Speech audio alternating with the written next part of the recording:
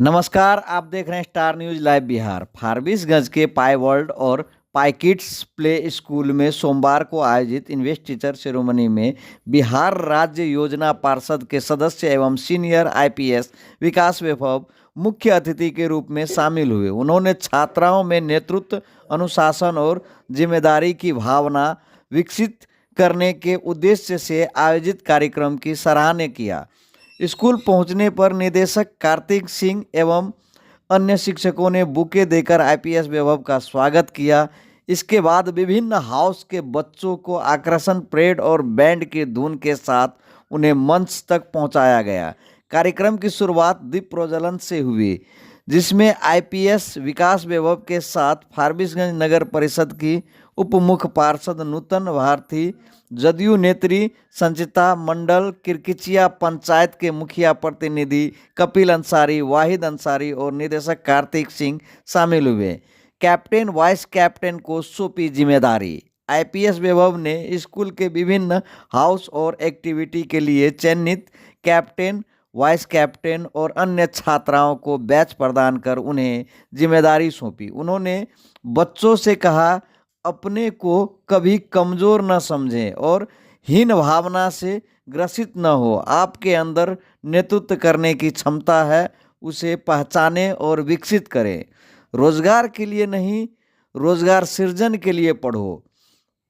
अपने संबोधन में आईपीएस वैभव ने कहा कि बिहार और बिहारी शब्द सम्मान का प्रतीक है। जिस समय ऑक्सफोर्ड जैसी यूनिवर्सिटी नहीं थी, उस समय बिहार में नालंदा और विक्रमशिला विश्वविद्यालय थे। विश्व का पहला गणराज्य वैशाली भी बिहार में था।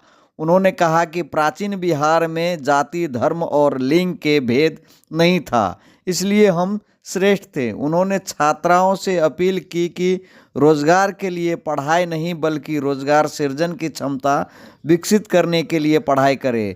जॉब क्रिएटर्स और स्टार्टअप आज की ज़रूरत है। भागलपुर के लिए चंपानगर का जिक्र करते हुए बताया कि उसका लिंक वित्तमान से मिलता है और आज भी कई देशों में गांव का नाम बिहार से मिलता है। लेटेस्ट इंस्पायर बिहार मुहिम का जिक्र आईपीएस वैभव ने बताया कि बिहार के गौरवशाली इतिहास की पुनरावृत्ति के लिए लेटेस्ट इंस्पायर बिहार मुहिम चलाया जा रहा है, जिससे 3.5 लाख से अधिक लोग जुड़े हैं।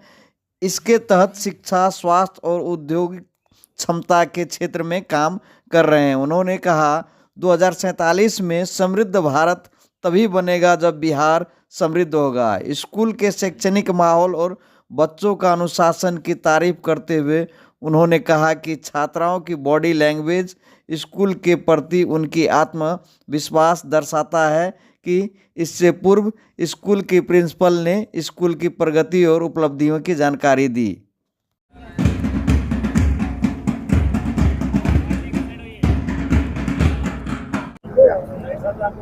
देखिए, दूसरी बार फारबिसगंज में आज पाई वर्ल्ड स्कूल में आया हूं और मुझे बड़ी प्रसन्नता है कि आज यहाँ कर्तव्य इन्वेस्टिचर सेरेमनी ऐसे बच्चों का जो नेतृत्व क्षमता के साथ विद्यालय में योगदान देंगे किया गया है। बिहार का ये अत्यंत महत्वपूर्ण क्षेत्र है, नेपाल की सीमा से भी निकट है, जिसमें शिक्षा और उद्यमिता की असीम संभावनाएं हैं। और अच्छे शिक्षण संस्थानों के होने से निश्चित ही युवा लाभान्वित होंगे और आने वाले भविष्य में विकसित भारत में, विकसित बिहार के निर्माण में अपनी क्षमता के साथ, अच्छे नेतृत्व के साथ योगदान देंगे, यही मेरी कामना है। लेट्स बिहार का विजन क्या है? बहुत स्पष्ट है कि बिहार की प्राचीन जो विरासत रही है वह प्रेरित करती है कि आने वाले भविष्य में हम एक बड़ा योगदान दे सकते हैं। इसके लिए हमें उसी दृष्टि के साथ कार्य करना होगा और जाति, संप्रदाय, लिंग भेद, विचारधाराओं के मतभेदों से ऊपर उठकर सभी को जुड़कर बिहार में शिक्षा और उद्यमिता की क्रांति इसलिए लाना होगा क्योंकि बिहार एक बड़ी जनसंख्या के साथ आर्थिक रूप से भारत का सबसे पिछड़ा राज्य है। यदि हम पर कैपिटा इनकम की बात करते हैं, इस पर कैपिटा इनकम को अन्य राज्यों के पार लाने के लिए हम सभी को मिलकर प्रयास करना होगा। स्टार्टअप्स की क्रांति लानी होगी, बड़ी संख्या में जॉब क्रिएटर्स बनाने होंगे। इसमें सभी की भूमिका है। ऐसा करने पर ही विकसित भारत के सपने को हम साकार कर सकें।